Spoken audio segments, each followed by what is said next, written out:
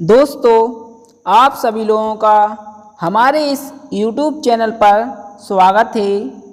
आज की इस वीडियो में हम आपको भारतीय संविदा अधिनियम 1872 यानी कि इंडियन कॉन्ट्रैक्ट एक्ट 1872 के ऑब्जेक्टिव क्वेश्चन बताएंगे। इसका एक पार्ट हमने अपने YouTube चैनल पर पहले ही अपलोड कर दिया है। आपने अभी तक अगर पार्ट प्रथम नहीं देखा है तो आप हमारे वीडियो की प्लेलिस्ट में चले जाइए, पहले उसको देख लीजिए। आज के इस वीडियो में वही क्वेश्चन मैं आपको बताऊंगा जो MP सिविल जज ADPO 2015 से लेकर 2022 तक पूछे गए हैं और आगे भी इन्हीं दो वीडियो से ऑब्जेक्टिव प्रश्न पूछे जाएंगे। इसलिए यह वीडियो आप लोगों के लिए काफ़ी महत्वपूर्ण हो जाता है अगर आप MP सिविल जज की तैयारी कर रहे हो।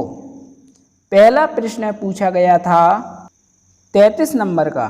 MP सिविल जज 2019 के पेपर में यह पूछा जा चुका है। अवधि बाय ऋण अदा करने का करार है। इसका जो ए ऑप्शन है परिवर्तनीय नहीं है। बी ऑप्शन ऋणदाता की इच्छा पर परिवर्तनीय है। सी ऑप्शन परिवर्तनीय है।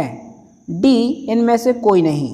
इसका जो सी ऑप्शन है परिवर्तनीय है, बिल्कुल सही होगा। इसके बाद अगला पूछा गया किसी करार के दोनों पक्षकार ऐसी तथ्य की बात के बारे में जो करार के लिए मम्रभूत है भूल में हो वहाँ। ए ऑप्शन करार का परिवर्तन कराया जा सकता है। बी करार का परिवर्तन नहीं कराया जा सकता है। सी करार शून्य है। डी ऑप्शन कहता है करार किसी एक पक्षकार की इच्छा पर शून्य करनी है। इसका जो सही ऑप्शन है सी ऑप्शन होगा, क्योंकि करार शून्य है। इसके बाद अगला पूछा गया जब अभिकर्ता अपने स्वामी का नाम और अस्तित्व का खुलासा किए बिना तीसरे व्यक्ति से संविदा करता है तो तीसरे व्यक्ति को उसके मूल स्वामी का पता चलने पर तीसरा पक्ष दावा पेश कर सकता है। तीसरा पक्ष केवल दावा पेश कर सकता है अभिकर्ता और स्वामी या फिर दोनों के विरुद्ध। इसलिए इसका जो सी ऑप्शन है बिल्कुल सही होगा। अभिकर्ता अथवा स्वामी अथवा दोनों के विरुद्ध। इसके बाद अगला पूछा गया किसी तथ्य का सक्रिय रूप से छिपाया जाना क्या कहलाता है। किसी तथ्य का सक्रिय रूप से छिपाया जाना कपट कहलाता है। कपट को धारा 17 में परिभाषित किया गया है और विपीड़न को धारा 15 में परिभाषित किया गया है।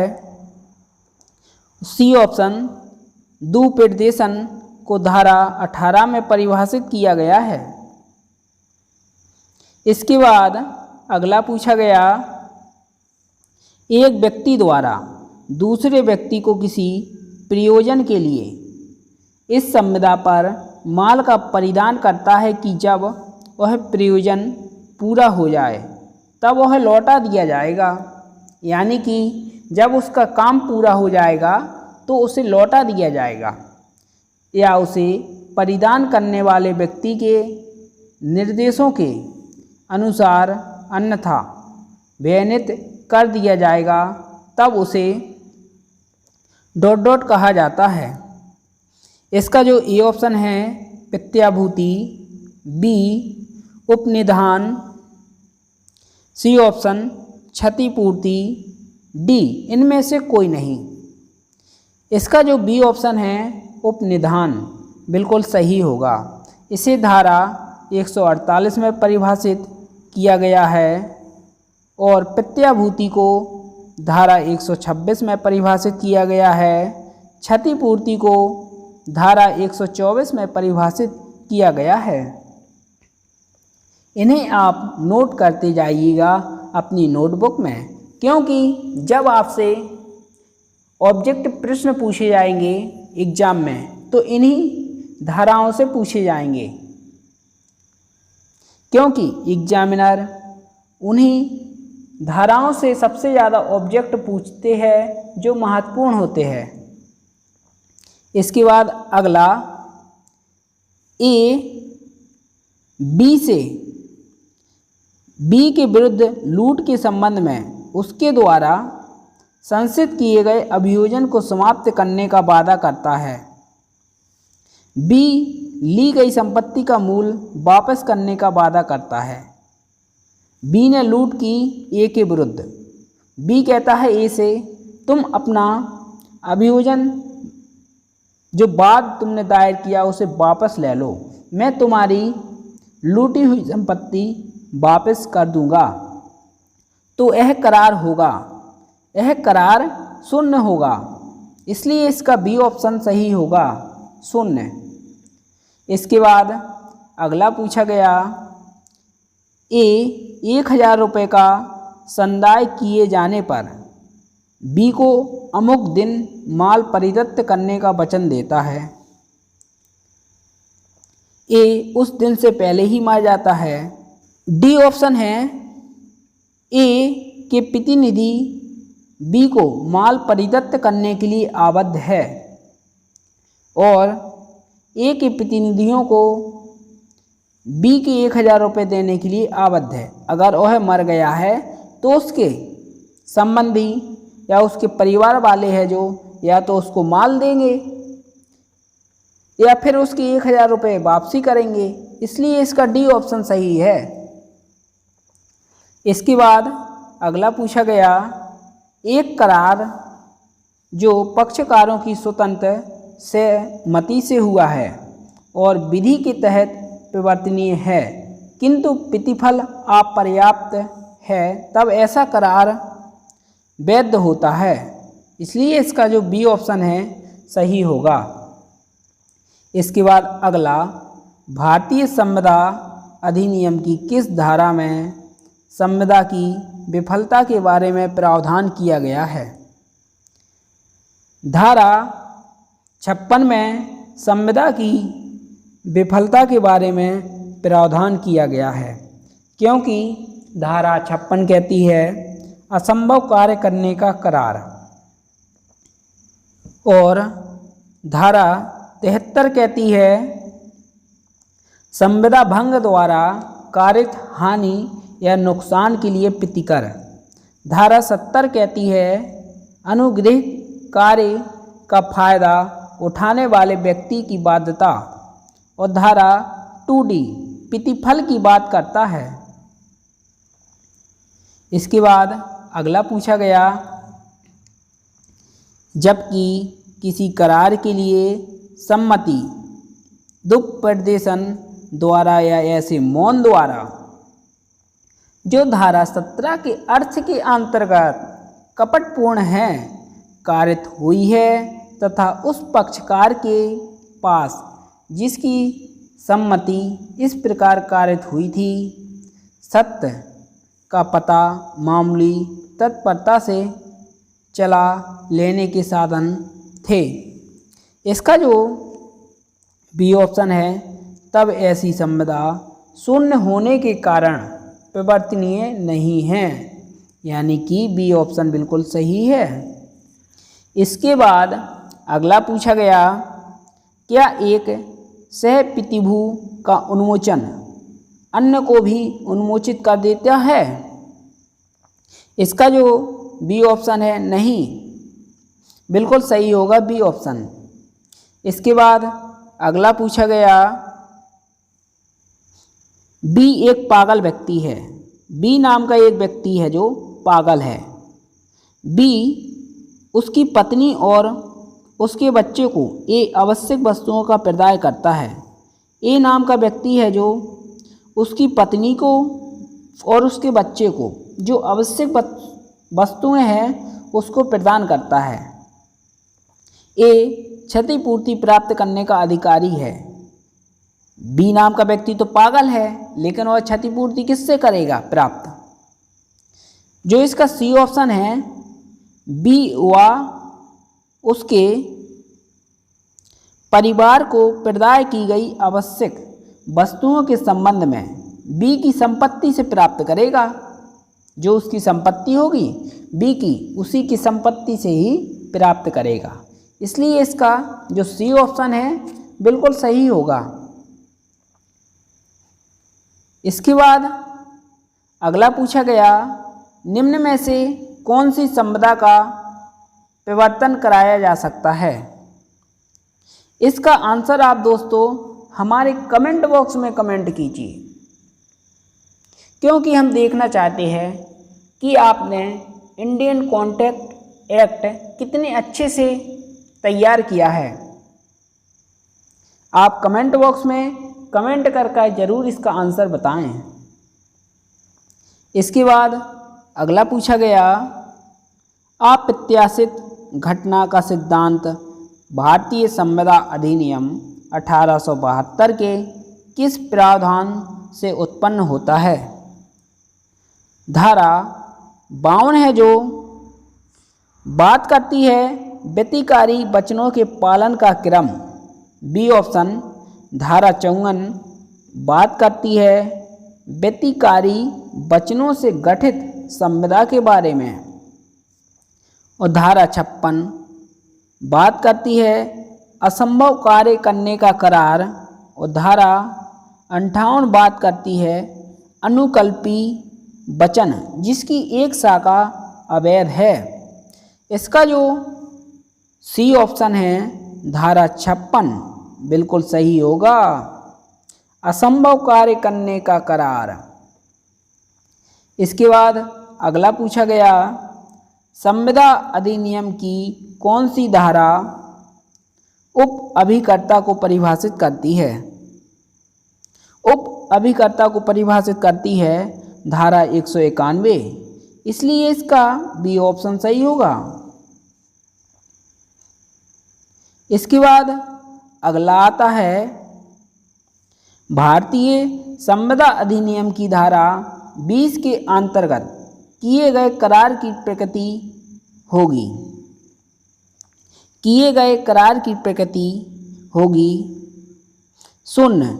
इसका जो सी ऑप्शन है बिल्कुल सही होगा, क्योंकि धारा 20 कहती है जबकि दोनों पक्षकार तथ्य की बात संबंधी भूल में हो तो वह करार शून्य होगा, इसलिए इसका सी ऑप्शन बिल्कुल सही है। इसके बाद अगला, भारतीय संविदा अधिनियम की किस धारा में क्षतिपूर्ति की संविदा परिभाषित है? धारा 124 में क्षतिपूर्ति की संविदा के बारे में बताया गया है, इसलिए इसका ए ऑप्शन बिल्कुल सही है। बी ऑप्शन धारा 125 में बताया गया है क्षतिपूर्ति के अधिकार जबकि उस पर वाद लाया जाए। इसके बाद सी ऑप्शन धारा 126 में प्रत्याभूति की संविदा के बारे में बताया गया है। डी ऑप्शन धारा 127 में प्रत्याभूति के लिए प्रतिफल के बारे में बात करती है। इन धाराओं को आप अपनी नोटबुक में नोट करते जाइए, क्योंकि जब प्रश्न पूछे जाएंगे तो इन्हीं धाराओं से भी पूछे जाएंगे। इसके बाद अगला पूछा गया, भारतीय संविदा अधिनियम की धारा 24 के अंतर्गत निम्नलिखित कौन सा करार शून्य है? इसका जो सी ऑप्शन है, यदि प्रतिफल विधि विरुद्ध है तो वह करार शून्य होता है, इसलिए सी ऑप्शन बिल्कुल सही है। इसके बाद अगला, प्रतिभू का दायित्व मूल ऋणी के दायित्व के समविस्तीर्ण है। यह भारतीय संविदा अधिनियम के अंतर्गत उपबंधित है। इसे उपबंधित किया गया है धारा 128 में, धारा 126 में प्रत्याभूति की संविदा के बारे में बताया गया है। धारा 127 में प्रत्याभूति के लिए प्रतिफल के बारे में बताया गया है। धारा 129 में चलत प्रत्याभूति के बारे में बताया गया है। इसके बाद अगला पूछा गया, ऐसी प्रत्याभूति जो एक समयावधि में कई समव्यवहारों को आच्छादित करने के लिए आश्रित हो का वर्णन करने के लिए किस शब्द का उपयोग किया जाता है? इसका जो सी ऑप्शन है चलत प्रत्याभूति। इसे परिभाषित किया गया है इंडियन कॉन्ट्रैक्ट एक्ट की धारा 129 में, इसलिए इसका सी ऑप्शन बिल्कुल सही है। इसके बाद अगला पूछा गया, ए बी को धोखा देने का इरादा रखते हुए गलत तरीके से दर्शाता है कि नील के 500 टीले एक एक कारखाने में बनाए जाते हैं। बी नाम का व्यक्ति ए को धोखा देना चाहता है और ए से बी से कहता है, ए हमारे कारखाने में 500 टीले बनाए जाते हैं, और बी को वह कारखाना खरीदने के लिए प्रेरित करता है। ए नाम का व्यक्ति बी को प्रेरित करता है कारखाना खरीदने के लिए, तो ऐसी संविदा बी के विकल्प पर शून्यकरणीय हो जाएगी, इसलिए इसका जो बी ऑप्शन है बिल्कुल सही होगा। बी के विकल्प पर शून्यकरणीय है। इसके बाद अगला पूछा गया, निम्न में से कौन सा कथन सही है? इसका जो सी ऑप्शन है बिल्कुल सही होगा। प्रस्ताव के स्वीकृति प्रति संगणीय है, इसलिए सी ऑप्शन बिल्कुल सही है। इसके बाद अगला पूछा गया, संविदा के नवीनीकरण का अर्थ है, यानी कि संविदा के नवीन का अर्थ है। इसका जो बी ऑप्शन है, मूल संविदा के बदले नई संविदा का प्रतिस्थापन करना ही इसका अर्थ होता है, इसलिए बी ऑप्शन बिल्कुल सही होगा। इसके बाद अगला पूछा गया, क्यूई फेसिट का अलियम फेसिट पर से का अर्थ है। इसका जो ए ऑप्शन है, जो दूसरों के माध्यम से कार्य करता है वह स्वयं कार्य करता है, इसका अर्थ है, इसलिए ए ऑप्शन बिल्कुल सही है। इसके बाद अगला पूछा गया, प्रस्ताव को वचन में बदलने के लिए स्वीकृति होना चाहिए, यानी कि आप किसी प्रस्ताव को वचन में बदलना चाहते हैं तो स्वीकृति होना चाहिए। इसका जो बी ऑप्शन है, अत्यांतिक व बिना शर्त, बिल्कुल सही होगा बी ऑप्शन। इसके बाद अगला पूछा गया, निवेदिता के अनुमोदन पर। इसका जो बी ऑप्शन है, संविदा तभी पूर्ण होती है जब निवेदिता के आधार पर आदेश जारी किया जाता है, तब संविदा पूर्ण होती है, इसका बी ऑप्शन सही है। इसके बाद अगला पूछा गया, सामान्य धारण अधिकार उपलब्ध है बैंकर, इसका डी ऑप्शन सही होगा। इसके बाद अगला, वह संविदा जिसके द्वारा एक पक्षकार दूसरे पक्षकार को स्वयं वचनदाता के आचरण से या किसी अन्य व्यक्ति के आचरण से उस दूसरे पक्षकार को हुई हानि से बचाने का वचन देता है, कहलाती है। यह कहलाती है क्षतिपूर्ति की संविदा। इसे धारा 124 में परिभाषित किया गया है, इसलिए इसका डी ऑप्शन बिल्कुल सही है। इसके बाद अगला पूछा गया, जहां दोनों पक्षकार तथ्य की बात संबंधी भूल में हो तब करार होगा शून्य, इसलिए इसका डी ऑप्शन बिल्कुल सही होगा। इसके बाद अगला पूछा गया, गुरु ए है ने चेले को परलोक में आत्मा का लाभ पाने के लिए अपनी समस्त संपत्ति दान में देने के लिए प्रेरित किया। ए नाम का कोई गुरु है, वह अपने चेले से कहता है कि परलोक में आत्मा का लाभ पाने के लिए तुम अपनी संपत्ति मुझे दान में दे दो, तो यह दान होगा शून्य करणीय। इसका जो बी ऑप्शन है बिल्कुल सही होगा। इसके बाद अगला पूछा गया, ऐसी खोई हुई वस्तु जो सामान्यतः विक्रय होती है का प्राप्तकर्ता उसे तब बेच सकता है तब उसका विधिपूर्ण व्यवहार उसके मूल्य का हो जाए। इसका जो डी ऑप्शन है, वस्तु के मूल्य का 2/3 बिल्कुल सही है, डी ऑप्शन। इसके बाद अगला पूछा गया, ए बी से एक गाड़ी भाड़े पर लेता है। बी से एक गाड़ी भाड़े पर लेता है ए नाम का व्यक्ति। गाड़ी अक्षेम कर यानी कि गाड़ी क्षतिग्रस्त है, यद्यपि बी को यह मालूम नहीं है कि गाड़ी क्षतिग्रस्त है और ए क्षतिग्रस्त हो जाता है, तो इसका परिणाम क्या होगा? इसका परिणाम होगा बी ए की क्षति के लिए उत्तरदायी है। ए नाम के व्यक्ति को जो क्षति हुई है वह बी नाम के व्यक्ति के कारण हुई है, क्योंकि बी की उसने गाड़ी खरीदी थी, वही उत्तरदायी होगा, उसने बताया नहीं है।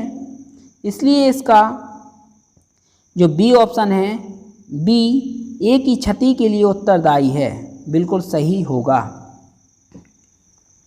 इसके बाद अगला, ऐसा हर करार जो आवश्यक से भिन्न किसी व्यक्ति के व्यवहार के औरोडार्थ हो वह हमेशा शून्य होता है। इसका सी ऑप्शन है। इसके बाद अगला पूछा गया, यदि वचनग्राहिता वचनदाता के पूर्वानुमानित संविदा के भंग को स्वीकार करता है तो इसका जो सी ऑप्शन है बिल्कुल सही होगा। वचनग्राहिता को अपने भाग का पालन नहीं करना होगा, पर पालन दिनांक के इंतजार के बगैर वचनदाता के नुकसानी प्राप्त करने का अधिकारी होगा।